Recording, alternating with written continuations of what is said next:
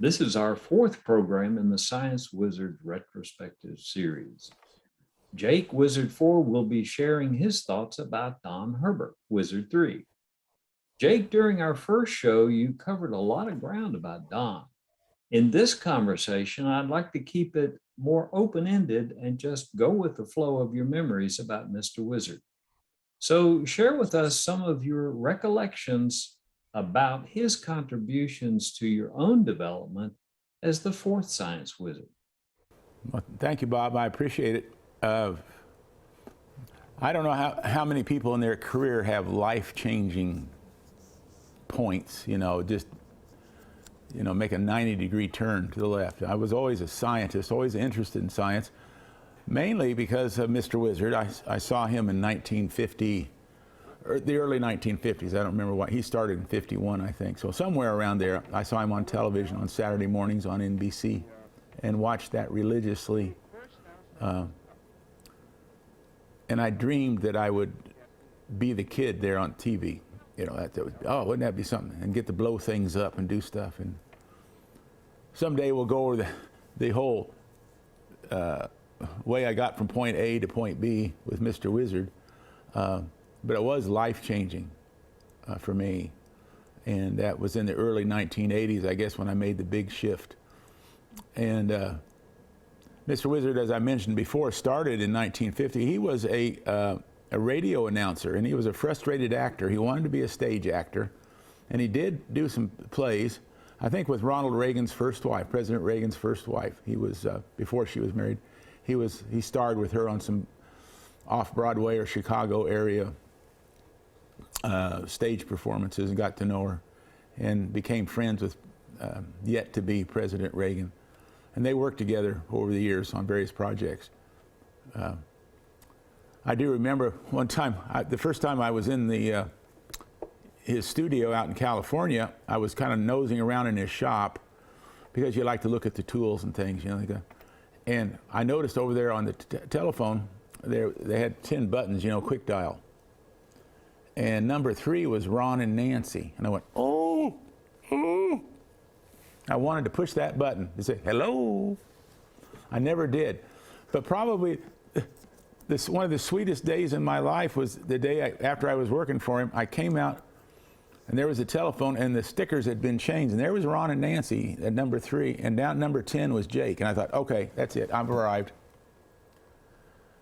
Even though I'm 7 steps down from the president, damn it, I'm on the list. I am somebody. I feel like Steve Martin in that movie. I'm in the phone book. Oh my God, I'm somebody. Now your button wasn't red, was it? No, it wasn't red. It was it should have been. So I set some props out today just to help me stay on track, because I could talk forever about all the adventures and things we did and which ones are the most important. I did bring a picture, and you can get it later, put up there, of Mr. Wizard's first set in Chicago when they started the show. And by the way, he came up with the name Mr. Wizard in the elevator as he was headed up to see the president of NBC. Zarnoff, I think his name was, something like that. So what are you going to call this thing? What are you going to call this thing? And they had all these shows on NBC at the time, Mr. Peoples and Mr. This and Mr. That. So he goes, Mr. Wizard, and that's how a whole 2 minutes of thought came into Mr. Wizard. So there it was. And there's a picture of the set, and there's Bruce Lindgren, his first victim, young helper, neighborhood kid. And there they are blowing up some, I don't know, making some ammonium chloride gas, I'm guessing, or something. I don't know what they're doing. But that was the first set. It's pretty primitive.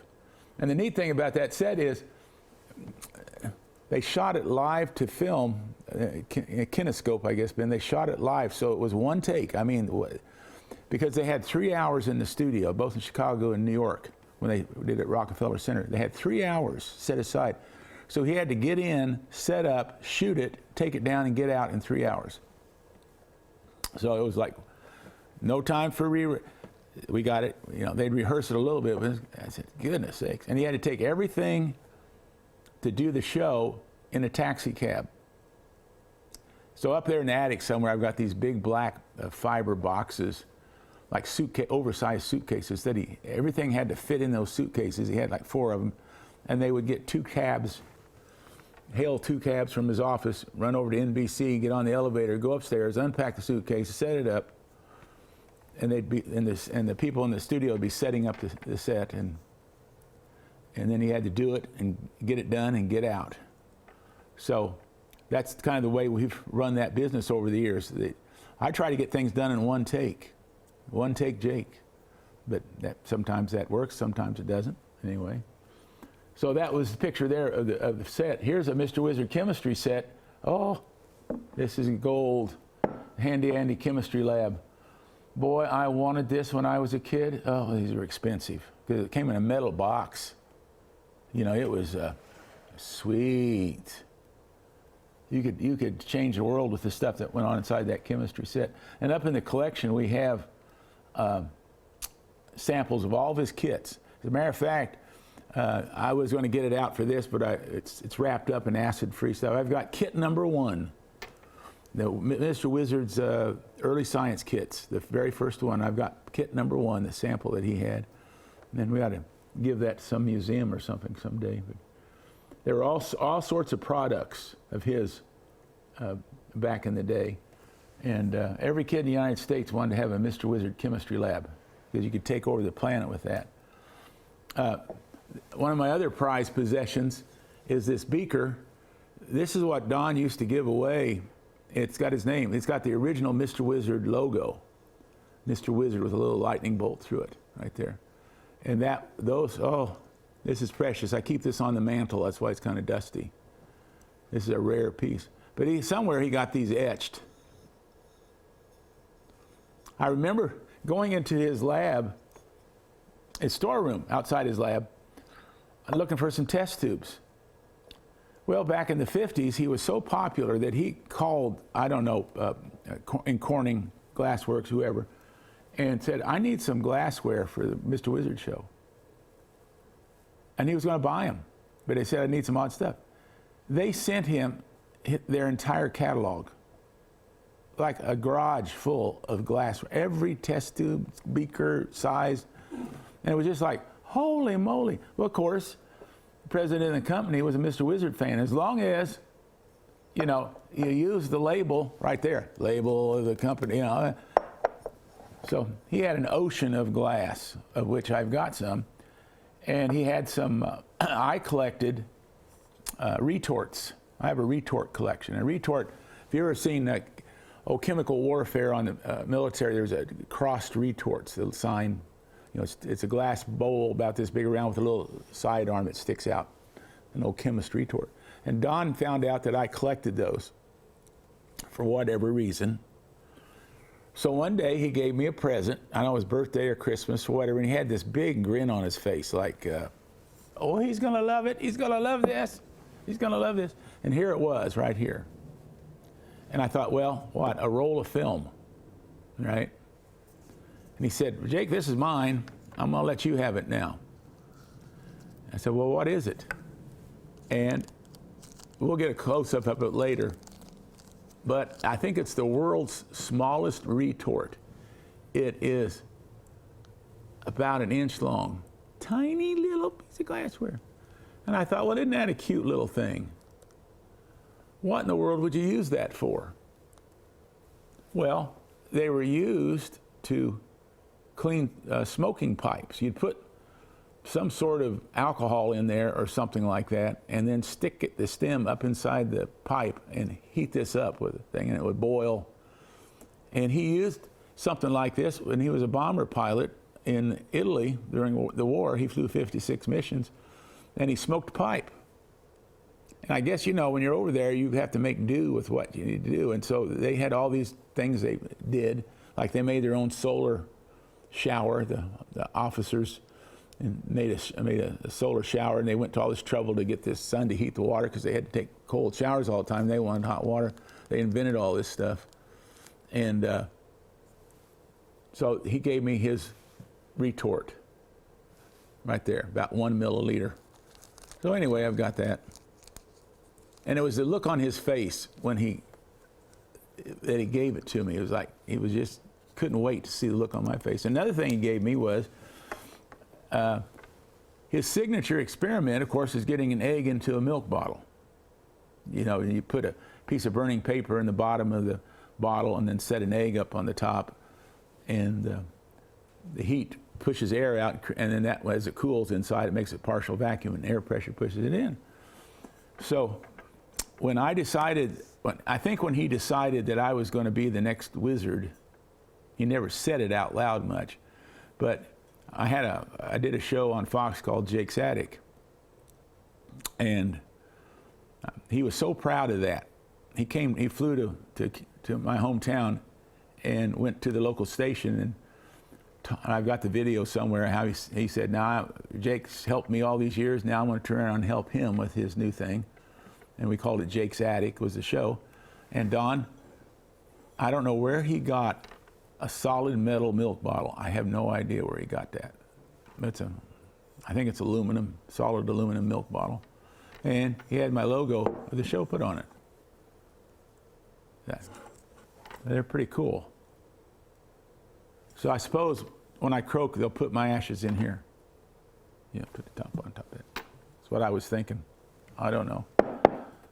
There are not too many people on my block that have a solid aluminum milk bottle with a Jake's Attic logo on it. I'm telling you. I could probably get $10 for that on eBay. Over here on this side, I've got I don't know, a picture of Mr. Wizard that and we'll show that, the standard picture. And there he is with the milk bottle egg experiment in the middle of that he's doing right there. So the guy would pose with a milk bottle. That was his big deal. And this morning I was thinking of the stuff that it's precious to me is this Vice. Whenever you watch the old 1950s and 60s, and maybe, hold it, we used it in the 80s too for the Nickelodeon version. The NBC version was in the 50s and 60s and 70s, and then the Nickelodeon was in the 80s and 90s. 50 years the man was on TV. This Vice, this red Vice, you'll see it in all those series whenever they're using a Vice. So there it is. I don't know. I think probably the most precious item from one scientist to another. Here it is. You ready? Here it is. This is it right here. That is Mr. Wizard's Bunsen burner. Oh my God. There it is. Right there it is. And it's not just any Bunsen burner, it's solid brass. Ooh, it's so smooth. I have a brass Bunsen burner. Mr. Wizard's. He was proud of that thing. So anyway, there it is. So much for that. I think probably that and then the little retort, probably the two most precious things, here. That's interesting, Jake. If I recall correctly, Michael Faraday invented the first Bunsen burner. Is that correct? Faraday designed all sorts of burner flames for different functions, and getting the air to mix right. And this isn't exactly a pure Bunsen burner. I think this has this is a Tyrrell. There are different versions. They're all automobiles, but one's a Jeep and one's an SUV, and it's the same generic thing. So, yeah, Bunsen, whoever he was, Leo Bunsen or whatever his name was, that was a particular design. But we call everything now a Bunsen burner. There are Fisher burners and micro burners, and Faraday. I forgot what he did. I have to look it up. But he did several modifications to gas flame devices, and I've got a couple of them here. We'll have to get those out. Yeah, but this is the one he bought and used for years. You'll see it in a lot of the episodes when we're heating stuff with the burner. I know I could use this to make my ashes to go in this bottle. It's perfect the way things work out. See, it'll take a long time, but we'll get it done. So what else to say about Mr. Wizard? I could not believe that I was the guy that he had hired. I couldn't believe that. I thought I have nothing to offer, really. And he said, no. I said, well, why is that? He said, well, you were born in a small rural area. And I said, I was born there. I said, you talk plain and you don't lie well. Now you can be a hot air storyteller and you can exaggerate and get right up to the edge of the lie, but then back it off a little bit, you know. And he said, and you're good. You know, I won't say the words, but it's one of my college degrees, you know, my BS degree, that you can do that quite well. You're a good storyteller. I said, so that's why. He said, well, that, and you studied science. And the reason he was impressed with my credentials was I was one of those students who couldn't figure out what he wanted to do, kept changing my mind. So I was certified to teach every type of science that is offered in schools. Chemistry, physics, biology, aeronautics, astronomy. You know, I was one of those things, jack of all trades, master of none kind of type thing, mathematics. And so he liked that. The fact that my part, you know, everybody's got a side hustle. You know, they do things on the side. Mr. Wizard had side hustles, you know, they all did. And all of his neighbors did, like Roy Rogers and Gene Autry, all these people that he knew. And they said, you know, Roy Rogers, for example, owned parking lots. I said, no. Yeah, his side hustle was parking lots.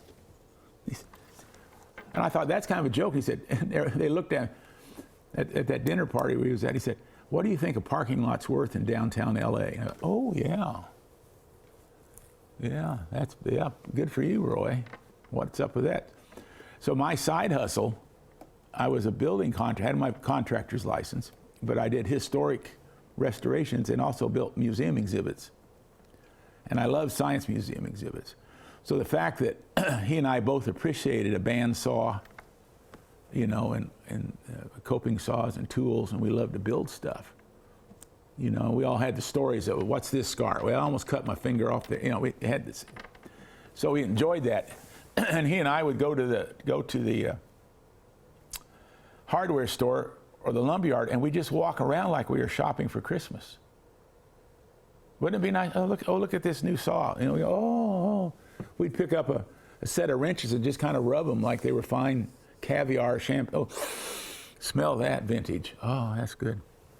Tools. And what was really great was when we were actually buying something that we needed for the show, for a production. The rule was we always bought 3. 1 to use and 2 backups, because studio time was so expensive. You know, I forgot what it was an hour, 9,000. Oh, it's ridiculous. In LA, you know, studio, when you had the crew standing there and everybody, it was down like $80 a minute or something, $4,800 an hour, or whatever it was. It was some ridiculous. So if the electric drill didn't work, you know, what are you going to do? You know, it's $500 to change it out. I got to go and get. So we bought 3 of everything. So when we bought stuff, oh boy, I'll take 3 of those and 3 of those and 3 of those, and 3 of those. And then after a while, after, you know, a couple of years into it, I thought, you know, he always gives me the leftover stuff. So I'm going to start designing some science activities that would include a new saber saw. So I didn't do that too often, but he'd catch me at it once. Did we really need to buy it? Yeah, we did, Don. We needed to buy that new set of wrenches. Well, you better get 3 of them. Okay. So that was kind of a thing I remember, going to the lumberyard with Mr. Wizard. Oh, that's great. Something just popped into my head. Yeah.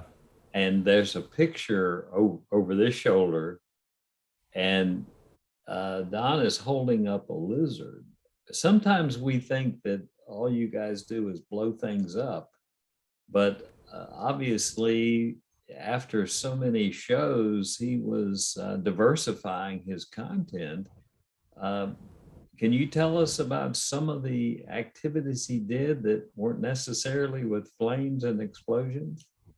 Well, okay, so when we wrote, I'm glad you brought that up. When we put shows together, he said we had to have a healthy menu, right? I'll go before that. When Don first started, his main sponsor was the Cereal Institute of America. You know, all the companies that had cereal, like, you know, Post Toasties and General Mills. And right in the middle of the show, he would look at the kid like that one there and say, well, Bill, did you have a good breakfast?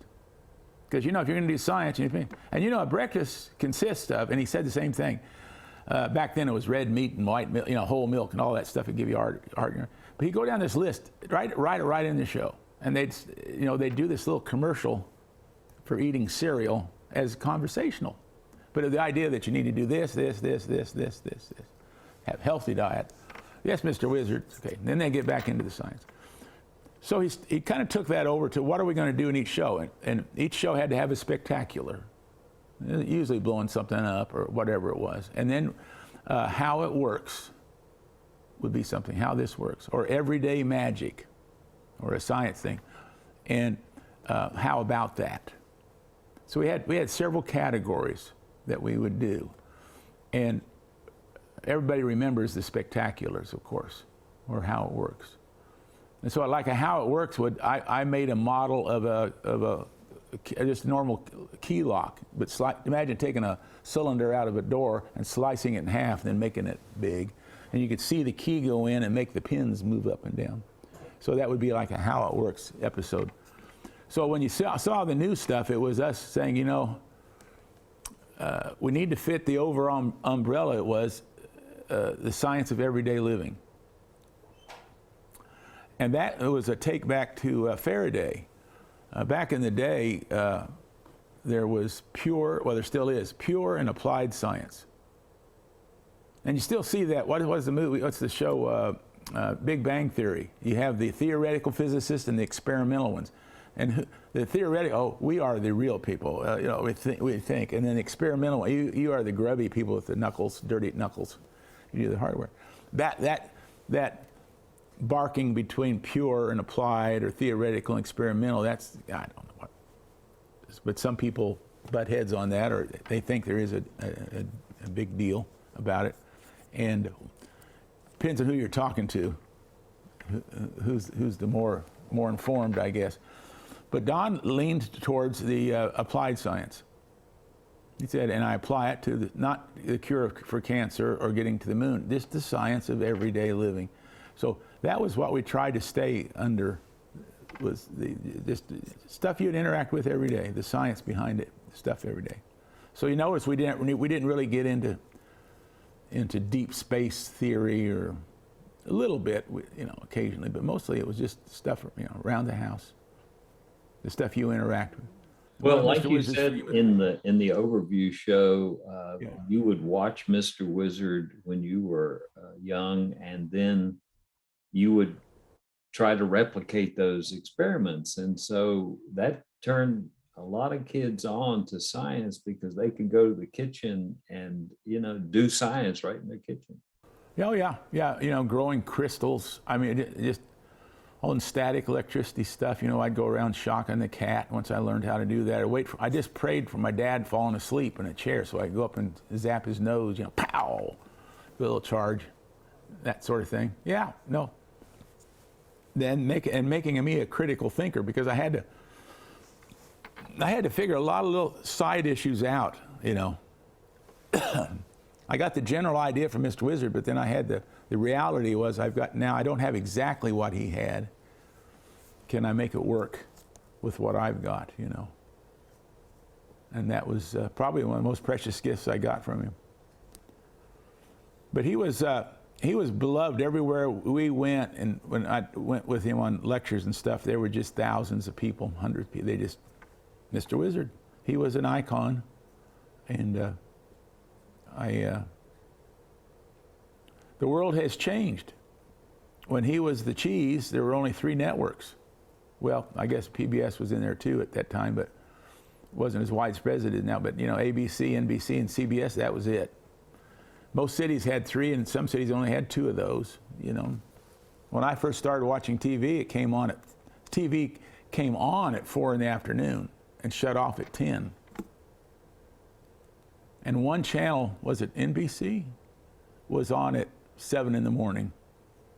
But 10 o'clock after the news, at 10, the news was 15 minutes long. 10:15, they play the Star Spangled Banner. And if you're at home, you'd stand up. Okay. And the TV went off the air. Beep. And in the morning, the guy would come on, welcome to our broadcast day. And they would play the Star Spangled Banner again. Rise and shine. And Mr. Wizard was every Saturday morning at 10:30. That's the way it was. And that was the only time I ever got in trouble with the law back then. Was I ran a stop sign. I had to go to traffic school because I was racing home to watch Mr. Wizard. And I told that to the officer, and he goes, "No, I ain't buying it. Still got to stop at the stop sign. Sorry, son."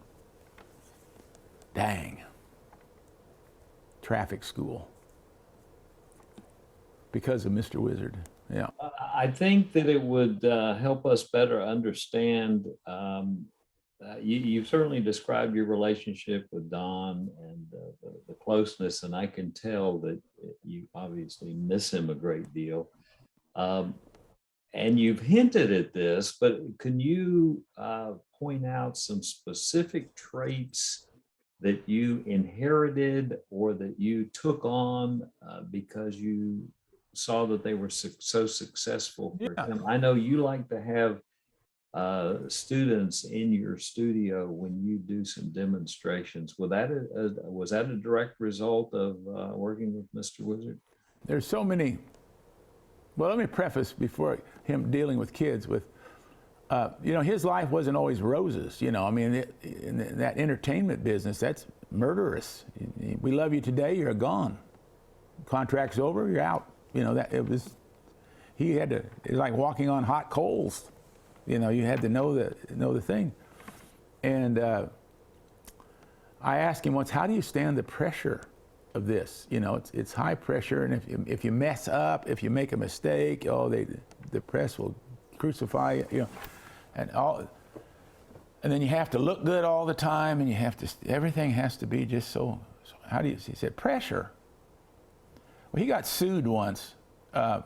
Some lady bought at a garage sale an old Mr. Wizard chemistry set, and it had a picture in there of a kid boiling a little water in a test tube over a candle to heat the water up to dissolve sugar in or something like that. I forgot what it was. So the kid saw the picture and decided, well, I don't want to go all the way in the house, so he just took some gasoline out of the gas tank in the lawnmower, put it in the test tube to get it to boil. And of course, the kid got his hand burned when it shot out of there. And so who would you sue, of course? It's somebody else's fault, right? They sued Mr. Wizard. And of course, he went to trial. He said, no, I'm not going to sell, no. Because it was one of those nuisance suits, he said, no. He went to court and explained it, and of course he won. I mean, there was no question about that. It was ridiculous. I said, why did you? Well, he was a bomber pilot in World War II. And he said, my job was to essentially get up in the morning. He was captain of a B-24. He had a crew. He said, our job was to blow up things and kill people. And I said, that's a terrible job. I blew up things, destroyed things, and I killed people. And, he was a captain, and they dropped the bombs, and he did it 56 times. 25 was but he stayed in, and he got a whole chest full of medals for what he did. But one particular day, they opened the bomb bay doors over Italy, and the anti-aircraft fire, and an anti-aircraft shell came right up through the open bomb bay doors and went through the side of the plane and stuck. And it was sizzling. It was a dud. Well, they didn't know if it was a dud or not because it was going tss, smoke was coming out of the back of it. And so they're going, oh, what do we do? What do we do? Do we push it on through the hole or do we pull it back in? And I forgot which one they did. And the engineer and the bomb, they were all back there looking at it and said, we're dead. Here are all these bombs. They're not, what are we going to do? What are we going to do? And this panic, you can imagine the panic. And they pushed the shell on through, and then they dropped their bombs over the water or something. They didn't go hit their target or whatever they did. Came back, and they landed the plane, and he's got a picture. Let's see if we can find that picture of he and his crew, and they're all standing there, and there's this hole about this big around in the side of that bomber with the metal bent out, And he goes, it just wasn't my day to die. So any problems that I've had in my life, I just go, it's nothing. Nothing. Because he can think back to the day, you know, and that feeling, you know, I thought, yeah, you've been to the top of the mountain of hell and back, right? And he said, yeah. So the rest of these daily problems, you know, nothing. So I tried to, that was probably the thing that, all the personal things was, I've had my ups and downs, and it's like, well, how do you go on when all the crap happens? I said, I just think about that hole in the side of his plane. You know, I said, why don't you just shut up and get on with living? I said, I think I'll just shut up, because I really don't, you know, what's my big problem? Shut up and go on, just get going. So I think that's probably the only reason I've stayed in this, because this is hard to do what we do. It's so capricious how you can be hot today and out tomorrow, and you don't know, you know, where your next paycheck's going to come from sometimes. You know, you have that. But then I think, no, that's every farmer in the United States has the same problem. Is it going to rain? Is it going to be too hot? You know, how do you live with that? And so, yeah, that's one of the things I got from Don. There was a strength of, I could call it grit. The man had grit. You know, things didn't bother him much at all. We just, I could talk for days about the things, tricks of the trade that I picked up from him. Of course, the thing I was most jealous, he had this radio voice, you know, that deep baritone, very authoritative voice, and he had to work on that. I mean, that was something that he developed, and he said, you need to develop your voice. You know? And he said, with science, you don't have to exaggerate. It doesn't have to be the biggest or the best or the flashiest. He said, just explain it the way it is and let the phenomena sell itself. It doesn't have to be the world's best strawberry jam. It's strawberry jam, and it just sells itself. Taste it, and it's good. And so he looked at things very simplistically. He didn't try to. That's where he butted heads with the competitors, so to speak, other science communicators, that they're always looking for the biggest, the fastest, the loudest. And he said, no, just the fact that it is the thrill, not that it is the biggest or the best. So he said, always, you know, be modest. He said, always be a staple. Don't try to be a star. That you will last much longer in whatever you do if you make what you're doing like a loaf of bread or a gallon of milk. Every grocery store on the planet will have a loaf of bread and a gallon of milk in it. But the other things come and go with the seasons. And so he said, just remember that. Don't, and he mentioned that with all his star friends. He said, see who's hung around for a while. The mega stars come and go, but there's this group of people that they just kind of mellow out a little bit and go for the long game, and don't worry if you're not the star of something or you're not the biggest or the best. He said, you just become a staple, a very reliable staple. And he wanted me to always be truthful. You know, just hang on to the truth.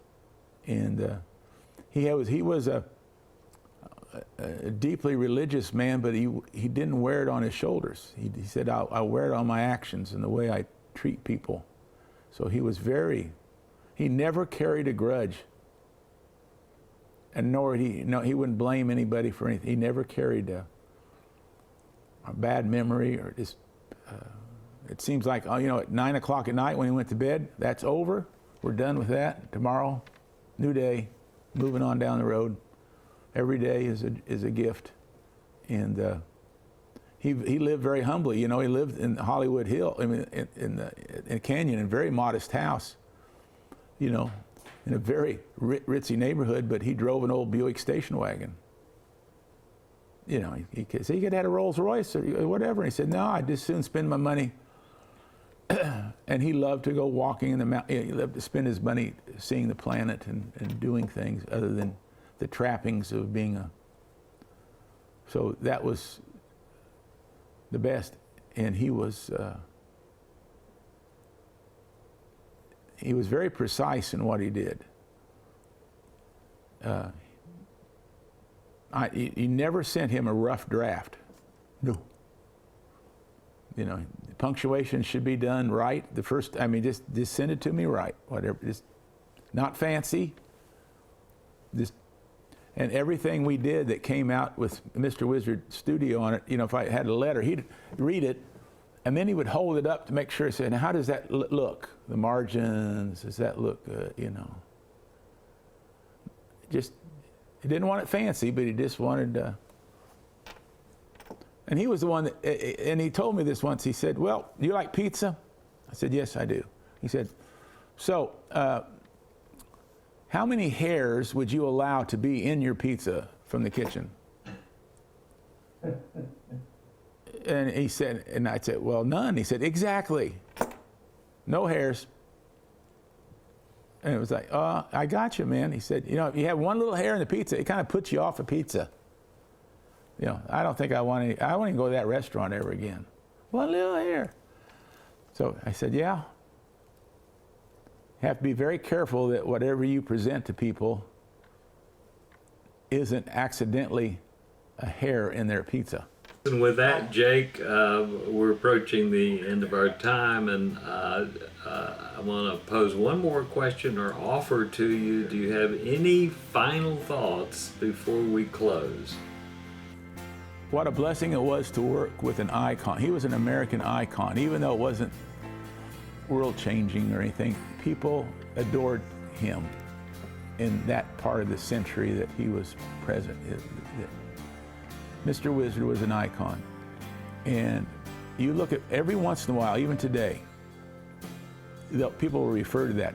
"You know, Mr. Wizard." You'll hear it, especially in older movies, and Mr. Wizard come in. Hundreds of places that I've heard that he was an icon. So I suppose I'm Wizard 4, Wizard 5 and 6 and 7 and on. It's quite a responsibility to hold. It's a gift that's been given us, and it's a precious gift that so I need to be responsible with that gift and make sure that it's passed on to good people, next generations. That's what he did, and he accepted it from Dr. Allier, and he carried the football as long as he could. And you know, I'm getting to the point where I'm about ready to start fumbling that ball, so we'll have to get Wizard 5, 6, and 7. I think Wizard 5 is definitely around somewhere on the planet. They're probably 30 years old, or she is, or it might be a group of wizards. And Wizard 6 was probably just born, I'm guessing, probably as the generations go. Wizard 7's a twinkle in somebody's eye right now. So. All right, Jake, thanks again for taking us down memory lane and sharing some of your unique experiences with the famed Mr. Wizard. In our next show, we'll feature Jake himself describing his activities over the years as Wizard 4 and the ongoing search for the next wizard. Until then, I'm Bob Starr on behalf of Faraday Foundation and Faraday Studios. Thank you for watching.